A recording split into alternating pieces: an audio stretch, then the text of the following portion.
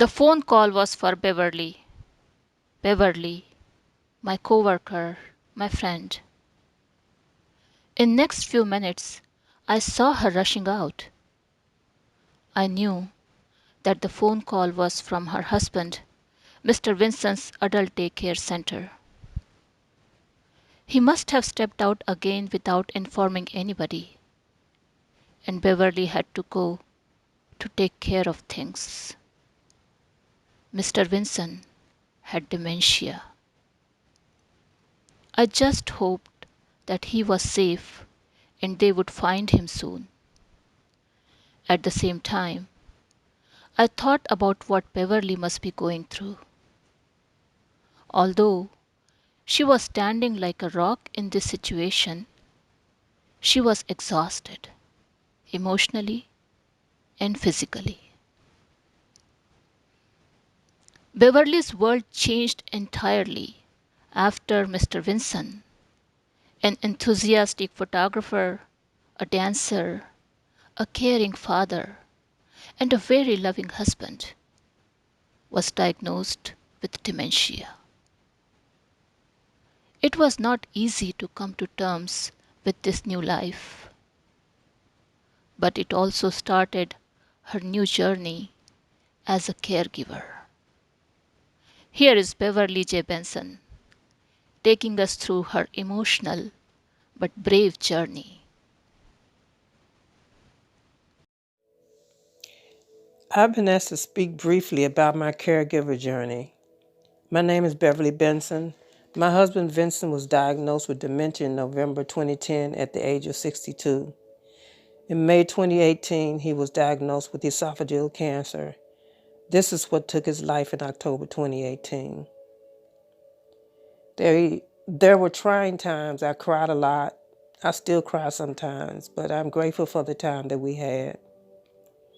Much of my journey was spent protecting Vince from himself while he was still living at home, hiding his razor after he used it to try to shave his head, then hiding his scissors when he tried to cut his hair with them, getting up several times during the night to either bring him back to bed because he thought it was morning and it was time to go to his adult daycare, which he referred to as his work, or because he was hallucinating and saw someone in our bedroom or heard someone downstairs who was not there. As a result, I was almost always exhausted and still needed to go to work despite my fatigue. After work, and after work, I would pick him up from daycare, make dinner, then go up to our home office and spend another 1 to 2 hours working. Aside from the fatigue, there was also anxiety. On one occasion, he left home on a weekend afternoon driving to his daycare, which is closed on weekends. He became lost. It took 12 hours to find him and get him home.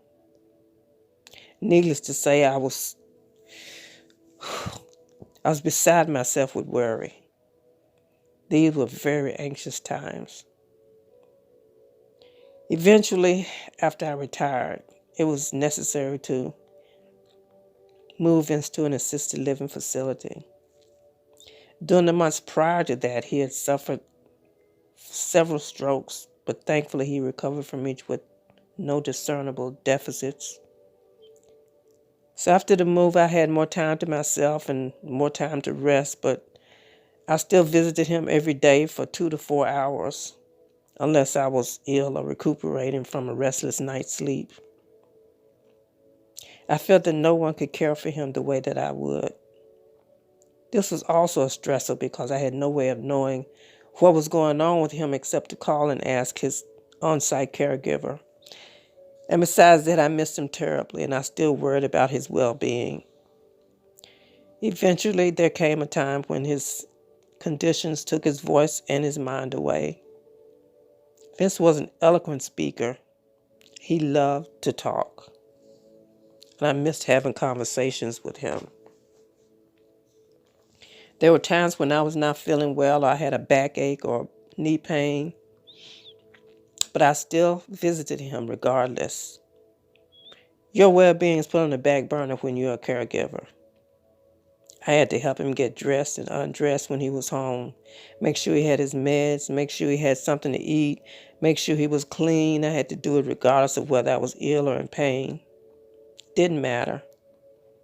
Some things that helped me through were the fact that I had a routine, that I had already figured out what I was going to do before I retired.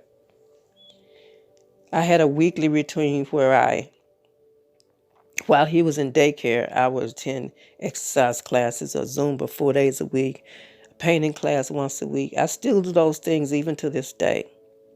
One of the key things that I did was to join a caregiver support group. I started attending the week after I retired in May 2015, and I continue to go even to this day, even though I'm no longer a caregiver. They are like family to me. I, I don't know what I would do were it not for that caregiver group. It's been almost a year and a half since his death, and I miss him very, very much every single day. Yes, caring for my husband was hard.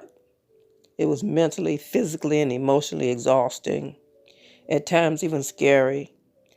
I tried to, it tried my patience and my resolve. It was anxiety inducing, but it was the least I could do for the one that I cared for and the one that I loved.